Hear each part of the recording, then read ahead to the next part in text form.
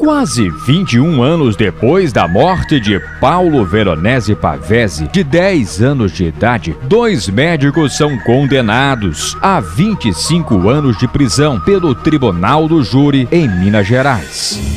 O caso Pavese, como ficou conhecido, revelou a crueldade do tráfico de órgãos no Brasil.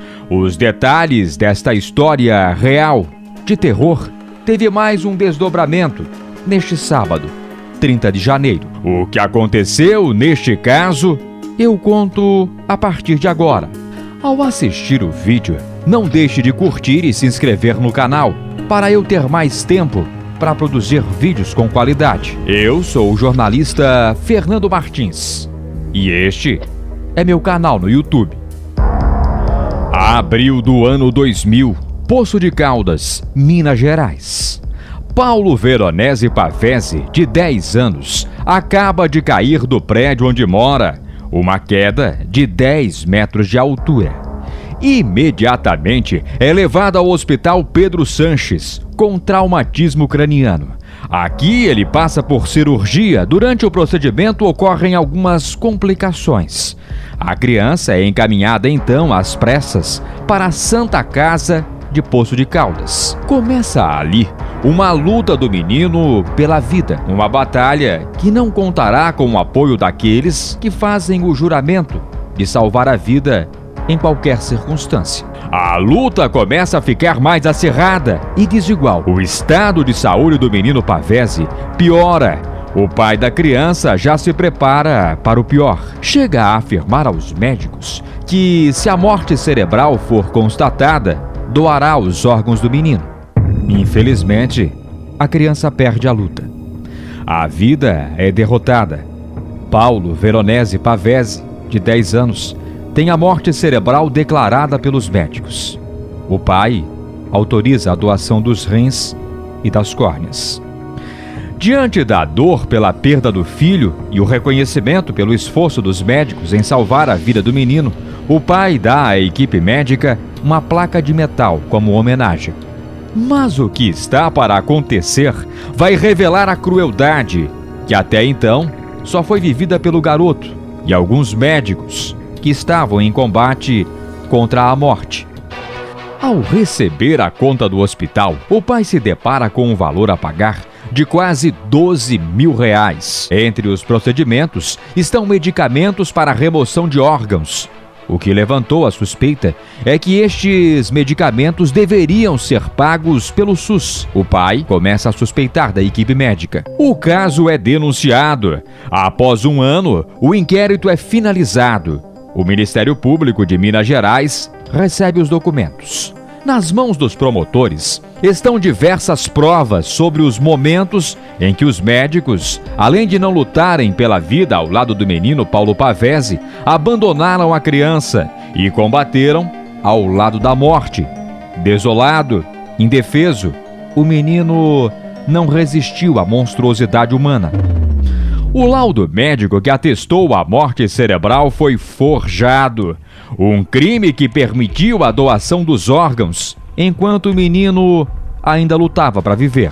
Paulo Pavese morreu em decorrência da retirada dos órgãos, concluiu o Ministério Público. Entre as diversas irregularidades da equipe médica, o Ministério Público apontou: hospital inadequado para fazer o procedimento, demora no atendimento neurocirúrgico, profissional sem habilitação legal, inexistência de um tratamento efetivo e eficaz, além de fraude do exame que determinou a morte encefálica. Os médicos, então, são acusados de homicídio doloso qualificado. Julho de 2001. 1 ano e 3 meses após a morte do menino, uma exumação do corpo da criança revelou que, além das córneas e rins autorizados pelo pai, outros órgãos do menino também foram retirados, entre eles o coração, o pulmão e o fígado. Janeiro de 2014, 3 médicos são acusados de participação no caso: Sérgio Poli Gaspar, Celso Roberto Frasson Scarfe e Cláudio Rogério Carneiro Fernandes. Chegaram, então, a ser condenados em primeira instância. A sentença foi então anulada pelo Tribunal de Justiça de Minas Gerais. Os 3 médicos foram condenados a penas que variam de 14 a 18 anos de prisão em regime fechado. Cumpriram apenas poucos dias na prisão. Receberam o direito de recorrer em liberdade. Agosto de 2014. O processo é desmembrado e transferido de Poços de Caldas para Belo Horizonte, a pedido do Ministério Público, para evitar a influência econômica e social dos médicos sobre os jurados. Na época, uma associação de médicos da cidade fez uma campanha publicitária para anunciar a inocência dos profissionais. 30 de janeiro de 2021, Belo Horizonte, Minas Gerais.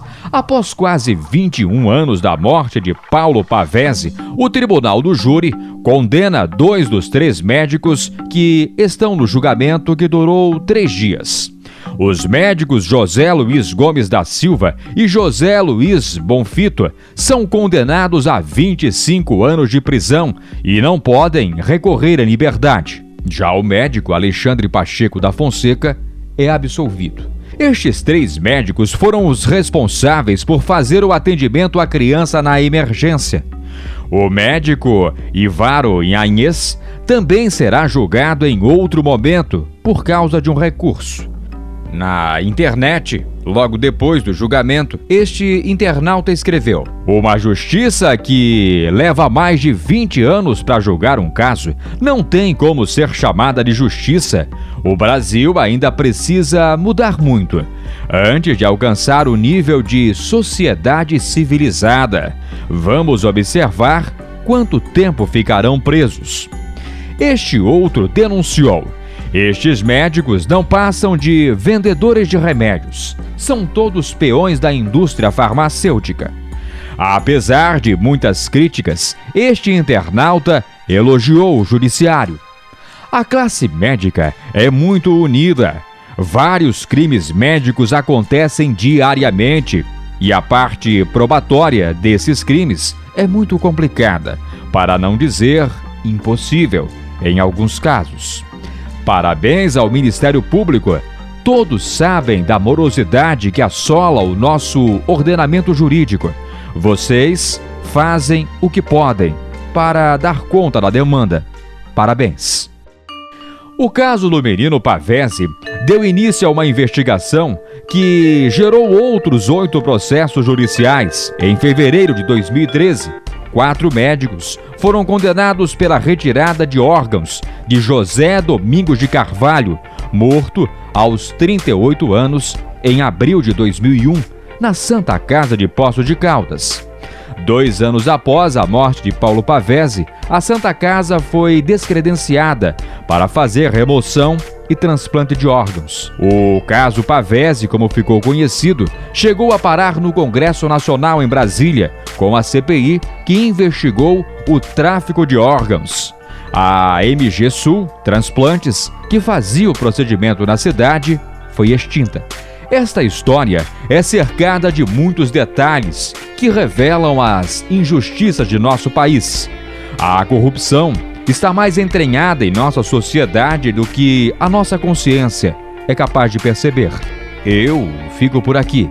Se não for pedir demais para você, se inscreva no meu canal e curta este vídeo. Porque sempre haverá uma história mal contada e eu estarei aqui para mostrar os fatos e você fazer as suas considerações. Até breve.